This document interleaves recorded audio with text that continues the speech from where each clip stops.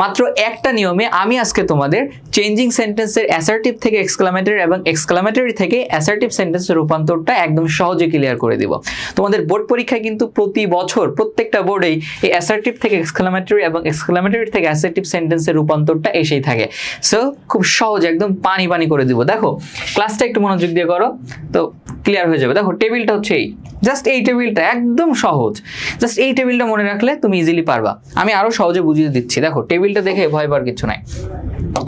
দেখো তুমি যখন অ্যাসার্টিভ থেকে এক্সক্লামেটরি সেন্টেন্সে রূপান্তর করবা, হ্যাঁ, বা ট্রান্সফর্ম করবা, তখন তুমি কি করবা? দেখো এই নোটটা খেয়াল করবা যে বাক্যের ভিতরে অবশ্যই একটা ভেরি বা গ্রেট থাকবে, অর্থাৎ অ্যাসার্টিভ সেন্টেন্সে একটা ভেরি অথবা গ্রেট থাকবে, তো এটা তুমি সবসময় উঠায় দিবা। উঠায় তুমি কি বসবা? উঠায় দিয়ে তুমি এই ভেরি এবং গ্রেটের জায়গায় বসাবা হোয়াট, এ অথবা অ্যান অথবা হাউ বসাবা, মানে এইটা আর এইটা যে কোনো একটা তুমি বসাবা। তো কোনটা কখন বসবে সেটা দেখাচ্ছি। দেখো এবার তুমি হচ্ছে টেবিলটা একটু খেয়াল করো। তোমার যদি অ্যাসার্টিভ সেন্টেন্সে আর্টিকেল থাকে তাহলে তুমি বাক্যের শুরুতেই হট, এ অথবা অ্যান বসাবা। তোমার যদি কোনো নো আর্টিকেল, তোমার যদি কোনো আর্টিকেলই না থাকে বাক্যে, তাহলে তুমি হাউ বসাবা। কি বসাবা? হাউ বসাবা। শেষ। এইটাই আসে, এই দুইটা নিয়ম থেকে পরীক্ষা আসে। এখানে যে দুইটা নিয়ম দেখছো না, ফাও, একদম সহজ দুইটা, এটা না পড়লেও চলে। এই দুইটা নিয়ম থেকেই পরীক্ষায় তোমাদের আসবে। তো খেয়াল করছো, আমি পরিবর্তন দেখাবো। দেখো এরপরে হচ্ছে it's a matter of joy that থাকলে হুররা বসাবা, it's a matter of sorrow থাকলে অ্যালাস বসাবা। শেষ। এইবার দেখো আমি পরিবর্তনটা দেখাই তোমাদের, একদম ইজি, পানি একদম। দেখো এটা ঢাকা বোর্ড 19-এ আরো অনেক জায়গায় আসছে, আমি জাস্ট একটা দিলাম। হি showed a great love and respect to his mother. এটাকে আমরা কি করবো বলো তো? অ্যাসার্টিভ করবো। এখন এক্সক্লামেটরি করবো। তুমি একটা জিনিস মনে রাখবা যে এক্সক্লামেটরি সারা জীবন লাগবে। এক্সক্লামেটরি সেন্টেন্সে সাবজেক্ট আর ভার্বটা সবার শেষে বসে। তুমি যে এক্সক্লামেটরি সেন্টেন্স করবে না এটাকে, তাহলে তোমার অ্যাসার্টিভ সেন্টেন্সে দেখো এই যে হি, সাবজেক্ট, শোড, ভার্ব রয়েছে, এটা তুমি বাদ দিয়ে দাও, এটা একদম শেষে বসবে। এক্সক্লামেটরি সেন্টেন্সে সাবজেক্ট শেষে বসে, তাকে বাদ দিয়ে দাও। এখন তুমি দেখো এখানে কি আছে, এখানে কিন্তু তোমার বাক্যে আছে এ, আর্টিকেল আছে। তো আর্টিকেল থাকলে কি করতে হয়? বাক্যের শুরুতেই হট, এ অথবা অ্যান নিতে হয়। আমি হট, এ নিলাম। আচ্ছা, হট, এ নিলাম। আর গ্রেট থাকলে কি হয়? গ্রেট থাকলে কি হয়? গ্রেট থাকলে কিন্তু সেটা উঠায় দিতে হয়। কি দিতে হয়? উঠায় দিতে হয়। আচ্ছা, মানে বিষয়টা হচ্ছে আমি তোমাদের বলেছিলাম যে বাক্যের ভিতরে যদি ভেরি অথবা গ্রেট থাকে এটা উঠায় দিতে হবে, দিয়ে তার স্থানে হট, এ অথবা হাউ, এই দুইটা যে কোনো একটা বসাতে হবে। তো আর্টিকেল থাকলে হট, এ বসাবা, আর্টিকেল না থাকলে হাউ বসাবা। তো আমার যেহেতু বাক্যে আর্টিকেল আছে তো গ্রেট উঠায় দিলাম, আর্টিকেল আছে তাই হট, এ বসালাম। তারপরে আর কি বাক্য আছে? Love and respect to his mother, এটা বসায় দাও না ডিরেক্ট, এটা বসায় দাও গাইস। এই দেখো love and respect to his mother, ধরো আমি মাদার পর্যন্ত লিখেছি। What a love and respect to his mother। আর বাদ আছে কি তোমার বলো তো বাক্যে? এই দুটো বাদ আছে না, সাবজেক্ট আর ভার্ব। তা আমি বলেছি এক্সক্লামেটরি সেন্টেন্স সাবজেক্ট ভার্ব শেষে বসে, তো শেষে বসে দাও হি শোড, এই যে হয়ে গেল।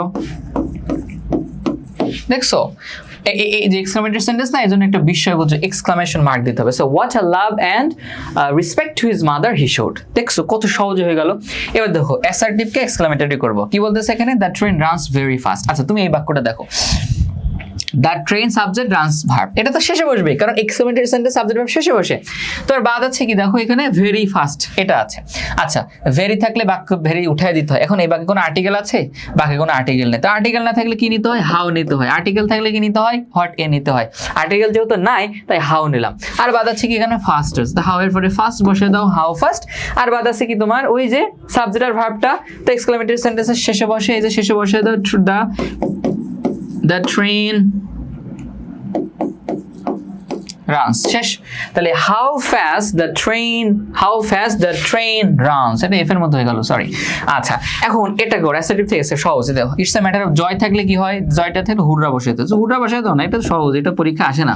দেখো হুররা, এবার হুই অন দ্য গেম, এটা এখানে বসা দাও। শেষ। আচ্ছা তাহলে তোমার কিন্তু এই অ্যাসার্টিভ থেকে এক্সক্লামেটরি সেন্টেন্স হয়ে গেল, মানে কত পানি, ইজি একদম। ঠিক আছে, আমি তোমাকে প্রত্যেকটা জিনিস এরকম ইজি একদম সহজে শেখাবো, পানি পানি করে দেবো তোমার কাছে, বুঝতে পারো? চেঞ্জিং সেন্টেন্সে কোনো প্যারাই থাকবে না, বুঝতে পারছো? তিনি অনেক প্যারা হয়, সিম্পল কমপ্লেক্স কম্পাউন্ডে আরো বেশি সমস্যা। তো এগুলো তো সহজ জিনিস, যখন পড়াবো তখন ক্লিয়ার হয়ে যাবে। দেখো আমার হচ্ছে সবসময় কোনো না কোনো একটা কোর্স থাকে, আর প্রত্যেকটা কোর্সের ফিচার সেম। তো বিষয়টা হচ্ছে দেখো যে ইংলিশ 27 ব্যাচের জন্য আমার একটা নতুন কোর্স এসেছে। তো কোর্সটা হচ্ছে তোমার English first paper second paper academic admission. Academic and admission বলতে আমি একাডেমিকের পাশাপাশি অ্যাডমিশনটাও দেখিয়ে দিই, কারণ তোমাদের একাডেমিকের পরে অ্যাডমিশনের জন্য কোনো সময় থাকবে না, শিক্ষামন্ত্রী বলেছেন।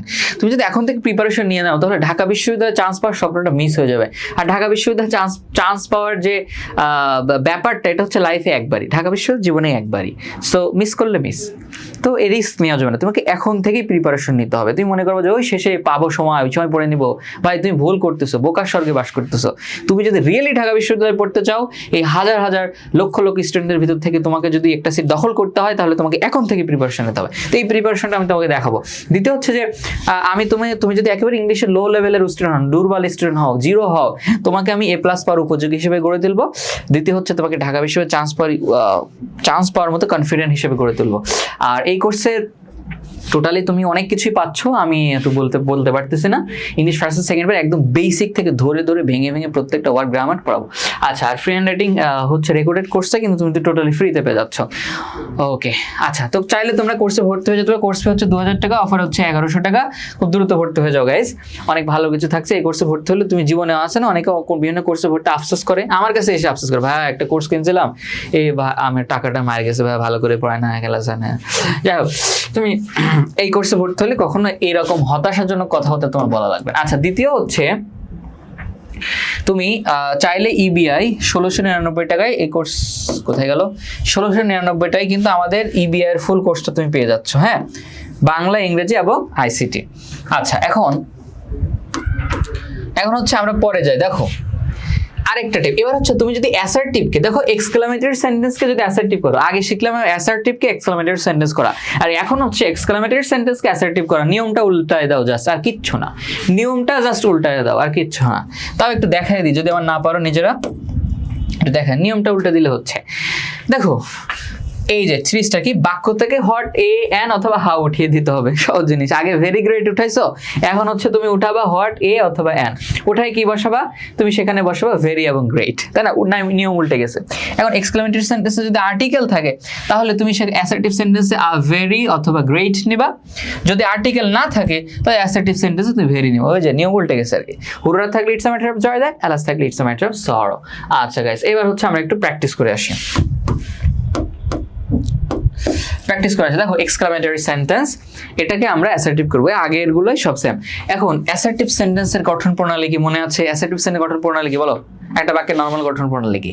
সাবজেক্ট বসবে, ভার্ব বসবে, অবজেক্ট বসবে, তাই না? তো এটা অ্যাসার্টিভ সেন্টেন্সের গঠন প্রণালী। তাহলে অ্যাসার্টিভ সেন্টেন্সটা যখন রূপান্তর করবা, তুমি সবসময় মনে রাখবে আমার আগে সাবজেক্ট এবং ভার্ব বসাতে হবে। And exclamatory sentence subject verb কোথায় বসে? একদম শেষে বসে, তাই না? বলেছি না? তাহলে হি শোডটা আগে বসাও, এখানে হি শোড বসাও। আচ্ছা, হি শোড, আর বাদ আছে কি? এটা বাদ আছে। এখন হট এ থাকলে কি করতে হবে? হট, দেখো তোমার যদি বাক্যে হট এ অথবা অ্যান থাকে, হ্যাঁ, হট এ অথবা অ্যান থাকে, তাহলে সেটা কি করতে হবে? তোমার কি করতে হবে বলো তো? উঠায় দিতে হবে। আচ্ছা, যদি বাকি আর্টিকেল থাকে তাহলে ভেরি অথবা গ্রেট বসাতে হয়। তাহলে তুমি এখানে বসাও হি showed a great, he showed a great. হ্যাঁ, হট আর হাউ উঠায় দিতে হবে না? উঠায় দিতে হবে। বাকি আর্টিকেল আছে, তাহলে আ গ্রেট নিলাম বা ভেরি নিতে হবে। হি শোড আ গ্রেট, তারপর love and respect to his mother, এটা বসাতে তো শেষ হয়ে গেছে তো। আচ্ছা, এবার দেখো how fast the train runs, assertive sentence, তাহলে সাবজেক্ট ভার্ব আগে বসাও, দ্য ট্রেন রানস আগে বসাও, The train runs. আচ্ছা, এবার কি আছে? হাউ ফাস্ট আছে, হাউ উঠে যাবে, কি উঠে যাবে? হাউ উঠে যাবে। আর্টিকেল আছে নাই, তাহলে ভেরি বসাও, ভেরি। তাহলে দ্য ট্রেন রানস ভেরি, আর ফাস্ট বাকি আছে ওটা বসাই দাও না গাইস, শেষ। আচ্ছা, হুডরা আছে, তাহলে তুমি কি বসাও? It's a matter of joy that we have won the game, শেষ। ক্লিয়ার না? তাহলে অ্যাসার্টিভ থেকে এক্সক্লামেটরি থেকে অ্যাসার্টিভ কিন্তু খুব সহজে পেয়ে গেলাম, জাস্ট একটা টেবিলের মাধ্যমে। ঠিক আছে, এরকম সহজভাবে তুমি যদি ইংরেজি গ্রামার শিখতে চাও, হ্যাঁ, মার্ক কনফার্ম করতে চাও, ঠিক আছে, তাহলে কিন্তু তুমি আমার কোর্সে ভর্তি হয়ে যেতে পারো। এখন বিষয় হচ্ছে অনেক টপিক আছে, যেটা অনেক কিছু নিয়ম পড়ে তারপর তোমাকে বিষয়টা আমি বোঝাতে পারবো। হ্যাঁ, যে রাইট ফর্ম ভার্ব, খুব একদম ইউনিক নিয়মে আমি তোমাকে পড়াবো, কমপ্লিটিং সেন্টেন্স, আরও যা যা আছে। ওকে, তো যাই হোক, সব থেকে সহজ নিয়মে, শর্টকাট নিয়মে বিস্তারিত আমি পড়াতে চাই। সো ক্লাসটা আজকে পর্যন্তই। আর যারা ওই যে কোর্সের বিজ্ঞাপন, যারা ভর্তি হওয়া নাই, ভর্তি হয়ে যেতে পারো। তো নেক্সট কোন বিষয়ের পর ক্লাসটাই বললো। আল্লাহ হাফেজ, টেক কেয়ার, বাই বাই, আসসালামু আলাইকুম, আল্লাহ হাফেজ।